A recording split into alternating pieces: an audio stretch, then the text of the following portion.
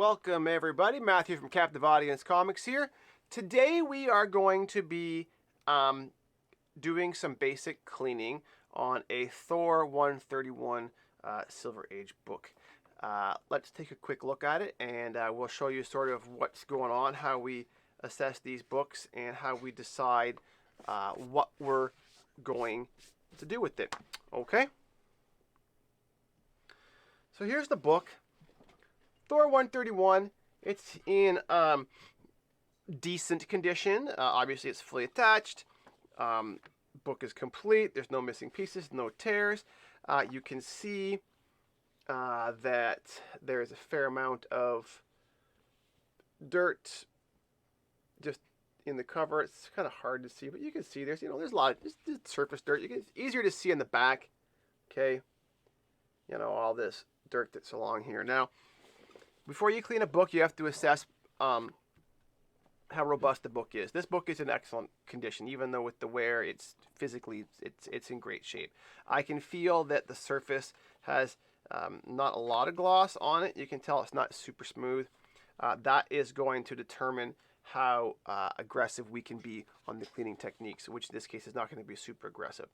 Plus, on the back, when there's a lot of like generalized dirt in the text areas, there's only a couple options for that as general area cleaning to make it look as good as it can, or wet cleaning. We're not doing wet cleaning, okay?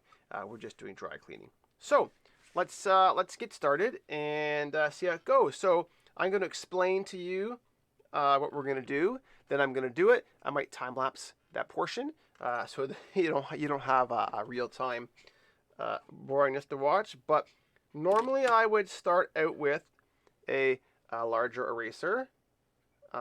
We will on the back, but on the front, this area is probably at the point where I'm going to start with my 4mm eraser. Okay, I'm going to work in with the 4mm. Then I'm going to get closer to the edges with my 2mm. And then for the areas around the price box in here, around these edges and around the numbers here, I'm going to use my Mono 1mm, and then I'm going to use a just an absorbing sponge pad here to try to lighten up the staining in here in the yellows and the light blue. Anything more than that and you're going to end up with color loss. And probably down here I'll use the Mono 0 in here. Alright, so here we go. Let's get to it.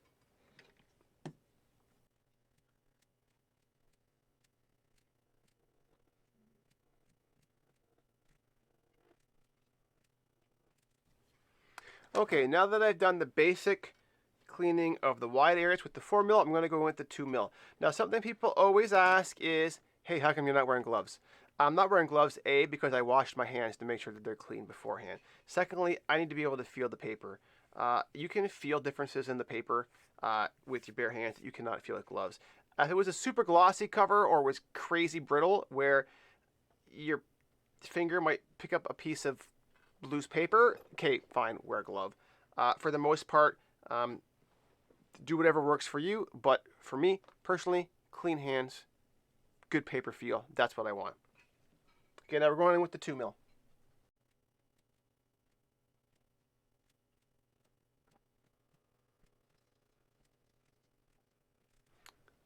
Okay, as you can see, the 2mm takes much less time because the majority of the work's already been done. We're just cleaning up the edges. Now we're going to go in with the 1mm and we're going to hit all the little tiny spots and get those cleaned up. And then after that, we can go ahead and just give a general cleaning in the colored areas.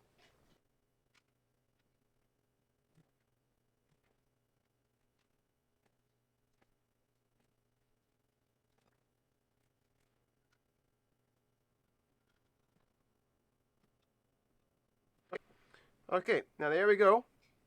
And now we're going to use an absorbing pad and we're going to see if we can't lessen some of this in here.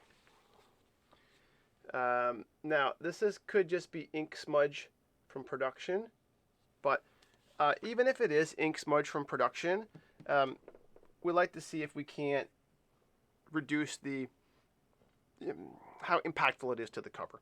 Okay, obviously if it's going to strip color, we're going to leave it. Okay, so let's see what we can do with that.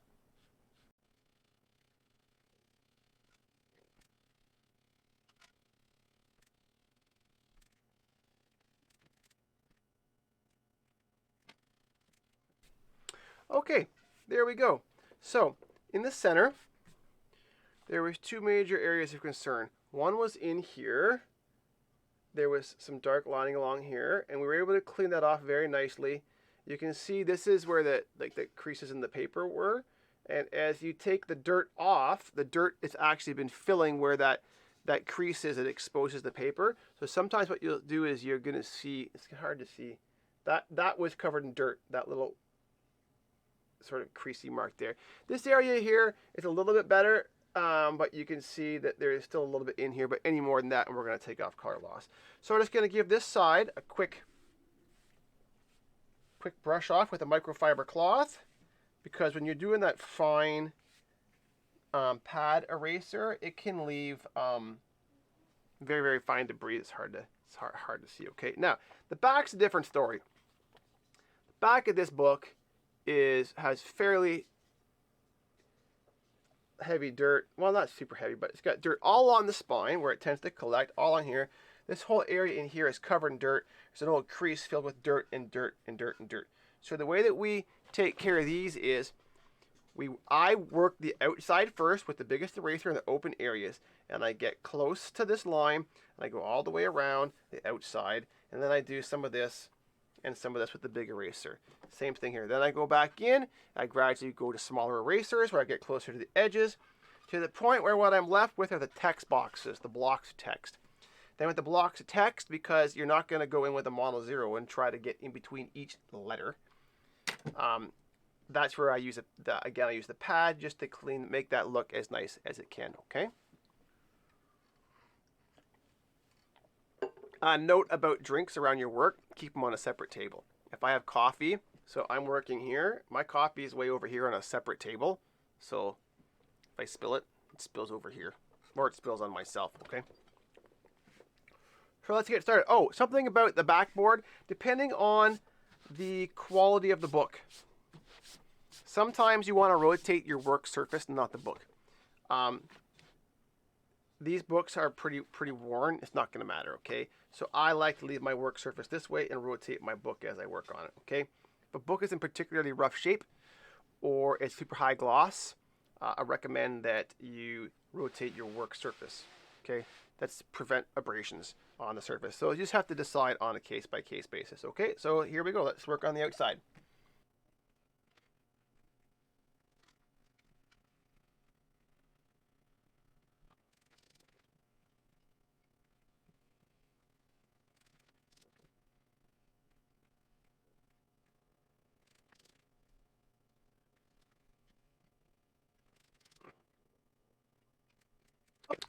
Okay, so now that we're done with the large eraser, which made a massive improvement, again, we're going to just work our way down our sizes and work through the areas with the different size erasers and get as much of this off as we can.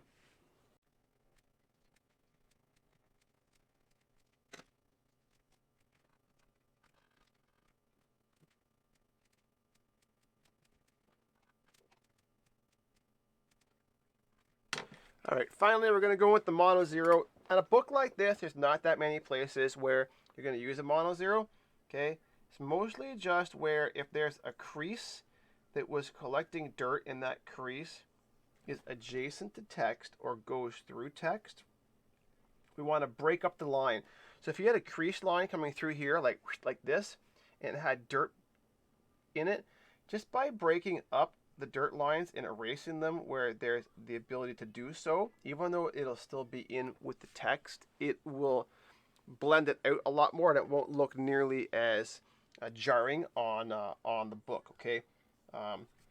There's an area over here where there's some ink smudging, and what we're going to do is we're just going to try to break up that ink smudging a bit so it doesn't look as bad. Okay, and then in here there's a There's a little crease spot with some dirt in there. We're going to clean that off. Make sure that crease is nice and clean.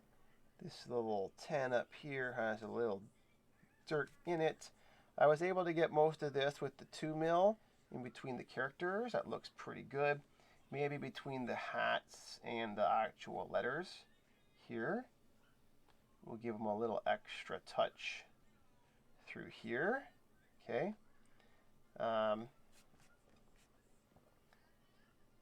Again, what you're looking for is natural. You're not looking for perfection, because perfection is going to make CGC be like, this is not right, okay? A book should look natural. Now we're going to take our absorbing sponge, and we're just going to give some light work through the lettering areas, just to help take out any surface dirt in here.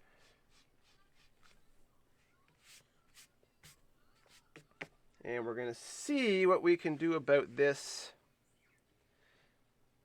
discoloration in here. There's this discoloration in the green, and I don't know, it looks like it could be just some ink that's in there. We're just going to see if we can lessen it. Again, we're not looking at complete removal, because that's going to make it look odd, and we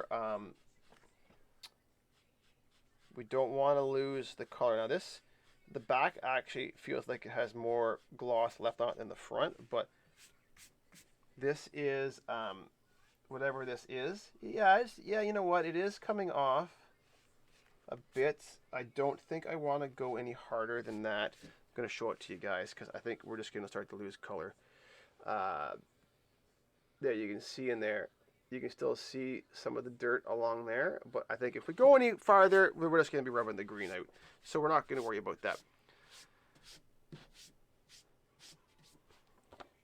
So there we go. Basic cleaning of a Thor 131. This book in its current condition is probably like, I mean, it's not bad. I mean, it's creasy on the back, but I'd still say this book is probably in its current condition, I'd still say it's probably a 4, even with this in here, right?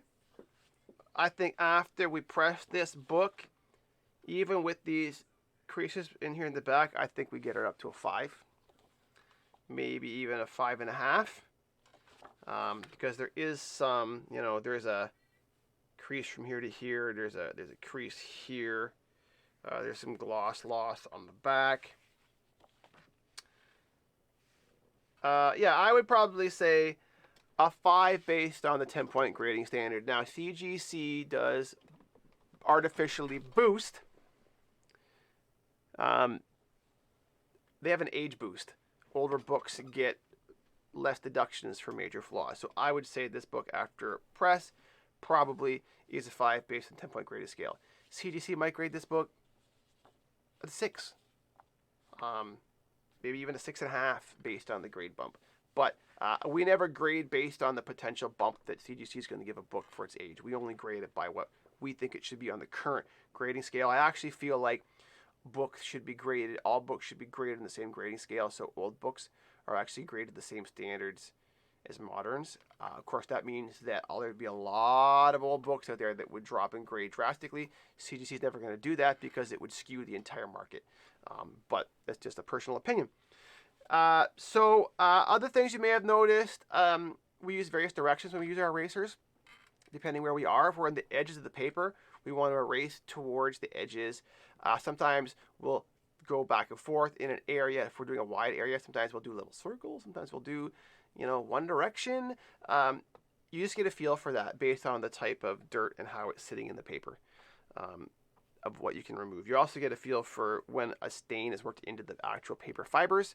You're not taking that out without chemicals or without damaging the paper, so you just need to know when to stop. So hopefully you guys enjoyed that. We'll try to do more of these. Just basic cleaning. We'll talk about process. This book was pretty straightforward. Wasn't really anything to worry about. After hydration, it might need a little bit of hand tooling, but I don't think it's going to need much. A book like this with these kind of flaws, with hydration, the paper softens up. It'll probably press out nice and smooth all on its own. So hope you guys enjoyed it, and have a great day, and we'll see you in the future with more books.